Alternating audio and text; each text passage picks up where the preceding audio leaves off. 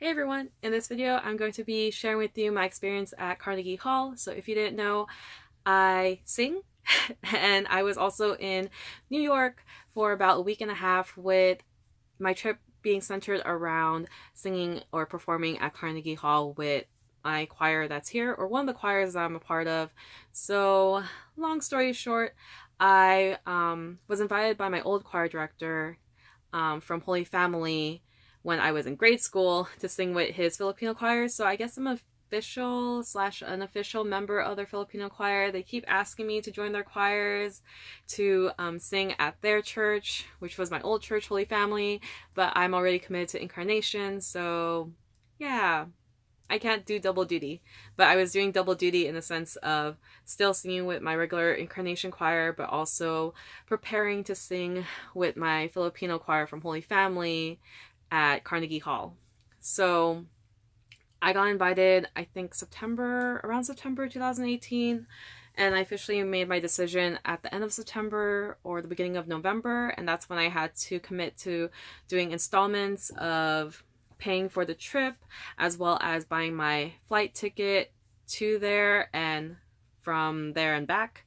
So it was a lot of financial stuff, and then a lot of like scheduling for practices. I didn't get to go to all the practices with the Filipino choir because I had to finish my other commitments. So again, I am part of Incarnation Church, so I had to do choir practices there, sing for church over there, and I also am part of the confirmation program, so we also were preparing for a retreat as well during that time.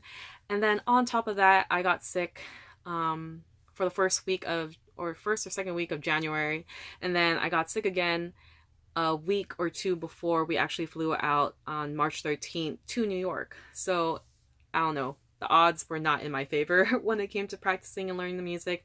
And also I was a little bit rebelling as well, because I didn't feel really motivated to practice my music, especially since he had assigned me to be an alto, aka I was assigned to sing in my lower registry instead of my higher registry, because I'm used to singing soprano, or for all those that don't know, used to singing kind of like melody. So if you listen to females singing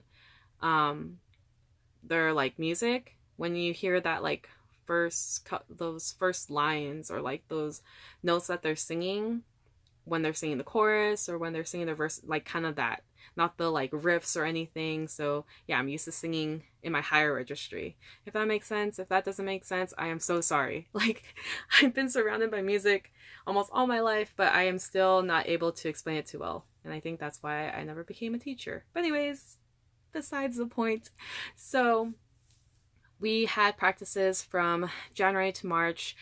I wasn't too confident with the music by the time we flew out, but I knew that we were having practices on Friday, Saturday, and the dress rehearsal on Sunday before we performed that same Sunday. So that still gave me time to become confident in my music, and also to be comfortable with singing with other people, because our act was comprised of 250 singers and involved probably like 6 or 7 different choirs, ranging from Australia to the UK, and a bunch coming from the United States, with one particular group being like 30 plus high schoolers.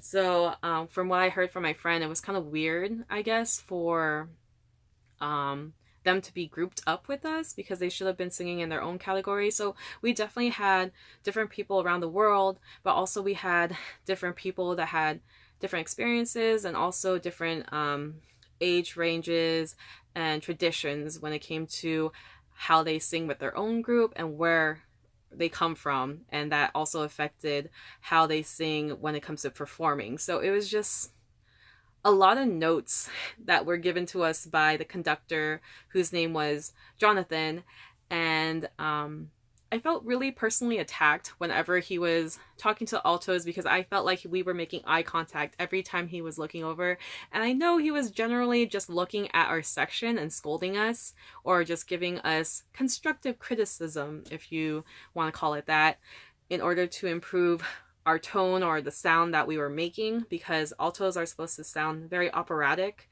like not like Phantom of the Opera extreme, but it's just that we had to have rounded vowels. Whatever we sang that had a vowel, we had to make sure that our notes were rounded or our lips were rounded. So a lot of our notes was just literally him going like this to remind us to round our lips. So our vowels don't sound very constricted.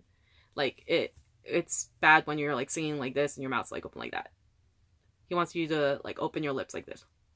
So it comes out better and it sounds better. But anyways, so this event was orchestrated by a company called DCINY, which stands for Distinguished Concerts International New York.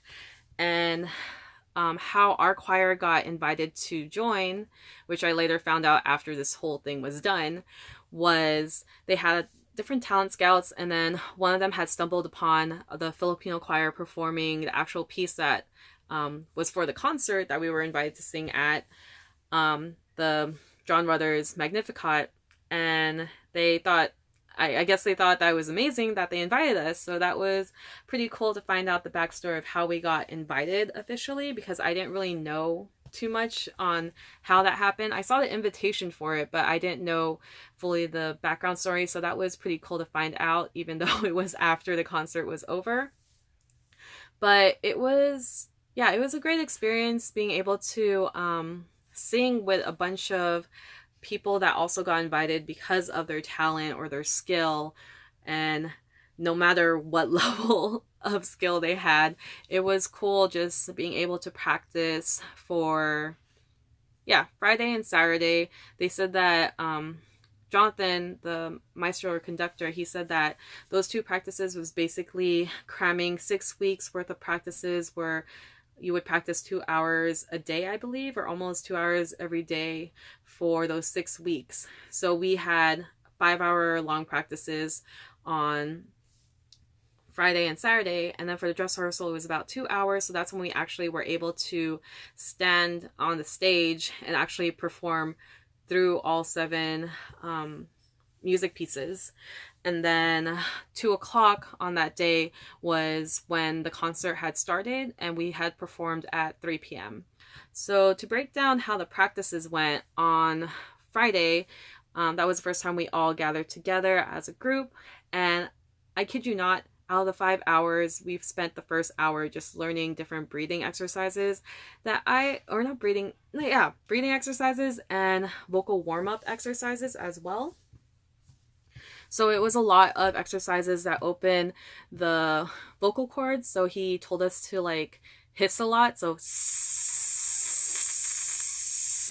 that kind of like strength that you do as you hiss is the kind of strength that he wanted us to put into singing different parts of the pieces, especially when the music calls for us to be very loud or forte or what have you. I can't remember. Yeah, musical terms like terrible. But anyway, so like that. And then he also had us kind of like hum to open up the vocal cords. So we would start off low, and then also like he combined like breathing techniques. So it's just like we weren't supposed to feel the breath I don't know. I can't remember. See, I'm terrible. This is why I couldn't go back to school, because I have a short attention span. But it went like so we would start off low and then gradually get higher and higher.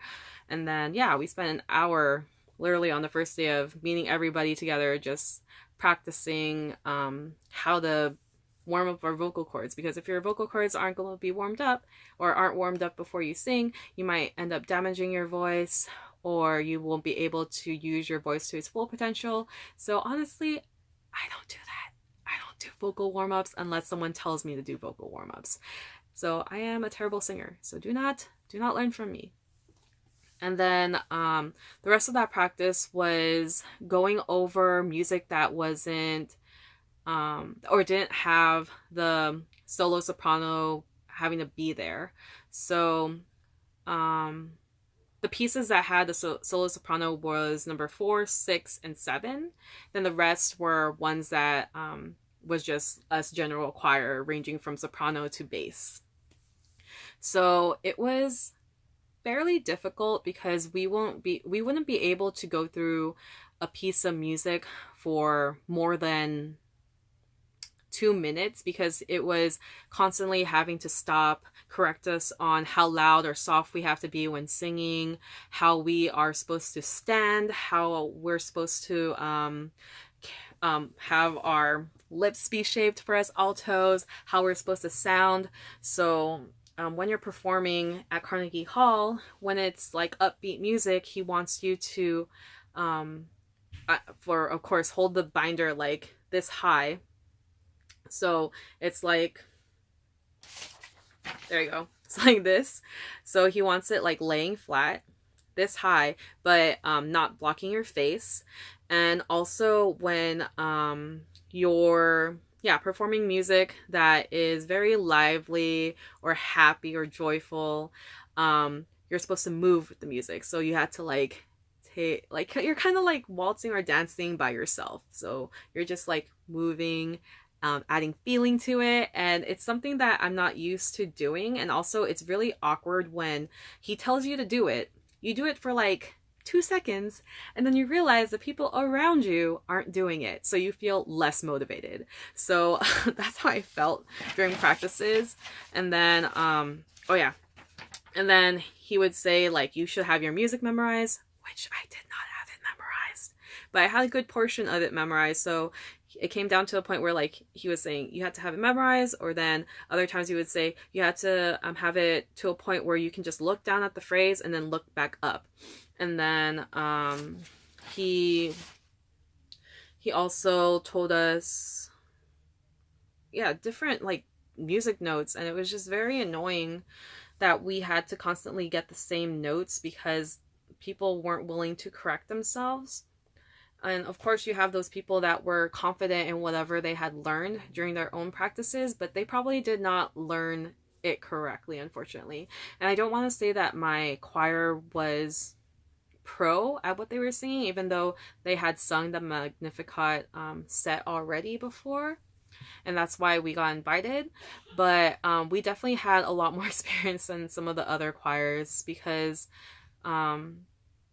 it probably didn't get into their head that this was really important, that we had to have a level of excellency in order to perform at Carnegie Hall, especially with having that privilege to sing at Distinguished Concert Hall.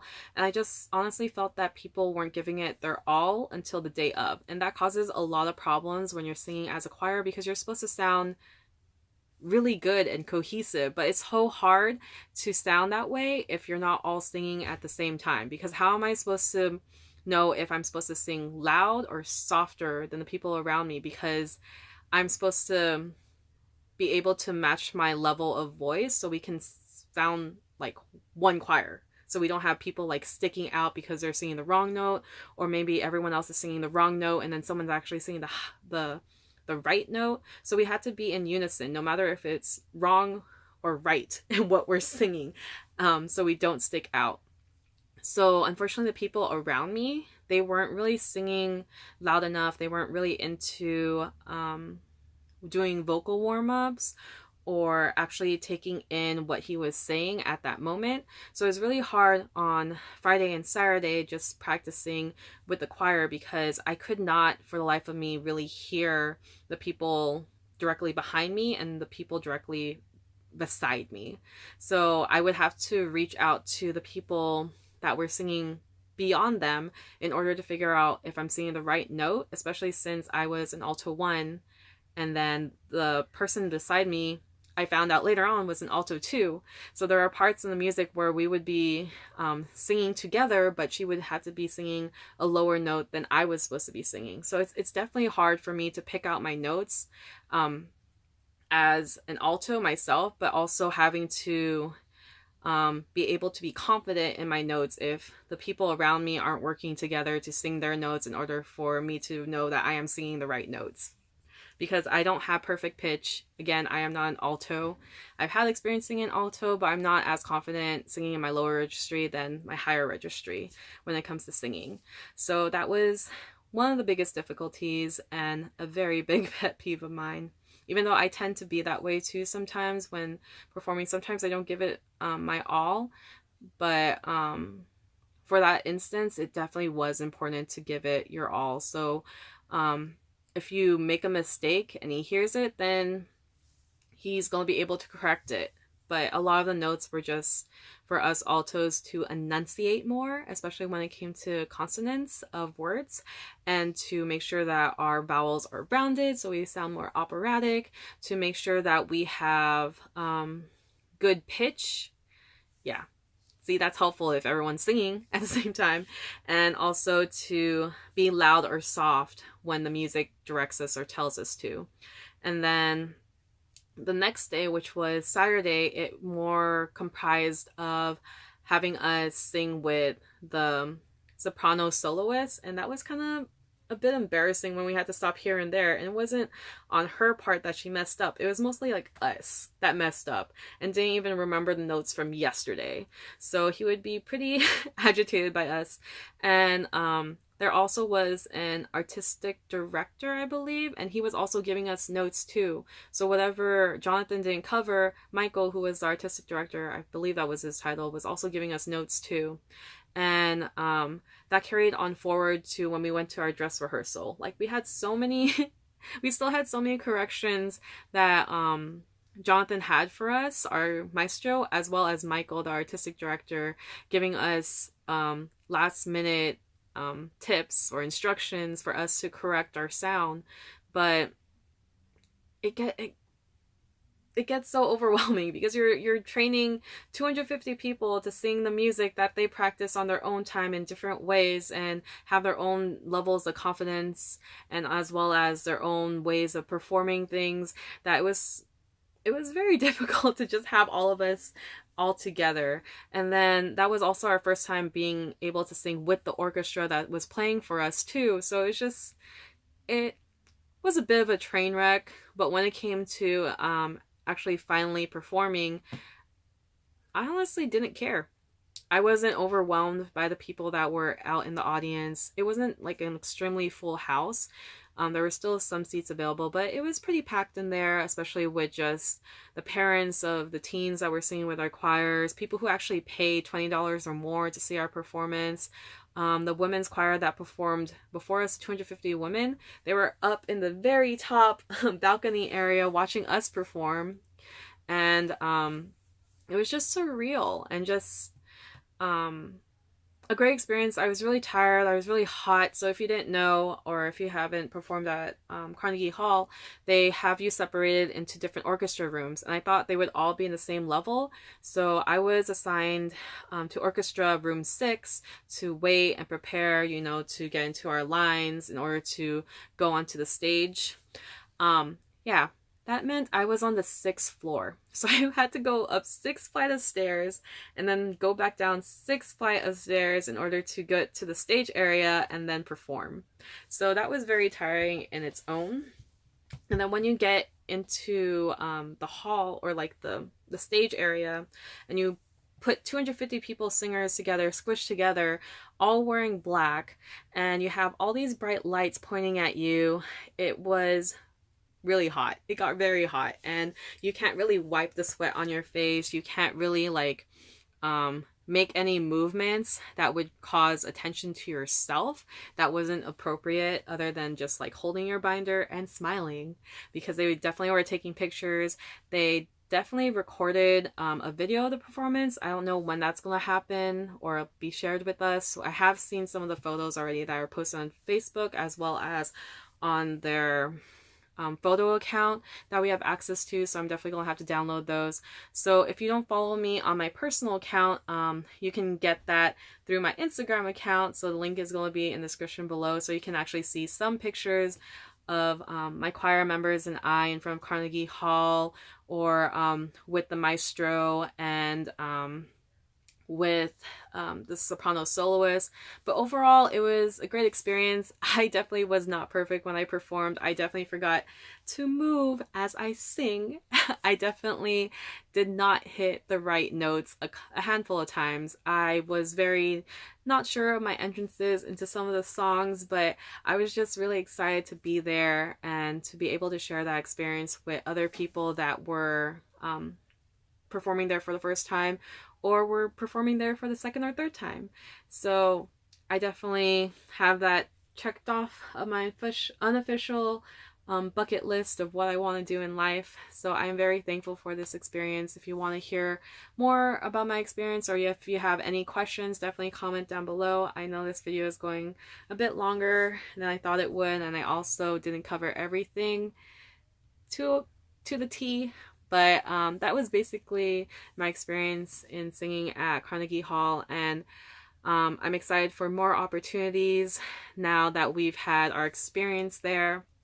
And since we have already performed there as a choir, we don't have to audition for any other concerts that DCINY hosts. So if we're interested in singing in any future concerts, they'll give us the green light to be part of it, share with us the music, and then we'll be able to perform there. So who knows, maybe I'll be back in New York at Carnegie Hall in 2020.